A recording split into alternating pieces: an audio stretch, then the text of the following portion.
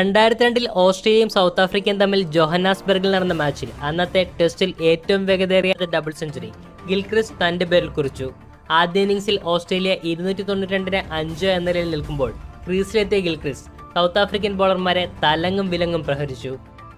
89 പന്തിൽ അർദ്ധശതം തികച്ച ഗിൽക്രിസ്റ്റ് അതിനുശേഷം ബാറ്റിംഗ് ഏകദിന ശൈലിയിലാക്കി.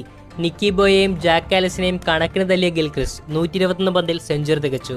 നീൽ മക്കൻസി എറിഞ്ഞ 137 ഓവറിൽ 2 4ഉം 1 6ഉം ഉൾപ്പെടെ 20 റൺസ് നേടിയ ഗിൽക്രിസ്റ്റ് 182 പന്തിൽ 150 തികച്ചു. ഗിൽക്രിസ്റ്റിന്റെ ബാറ്റിന്റെ ചൂടറിഞ്ഞ നിക്കി ബോയെ കുറച്ചു സമയത്തിന് ശേഷം വീണ്ടും അടുത്ത സ്പെല്ലിനായെത്തി.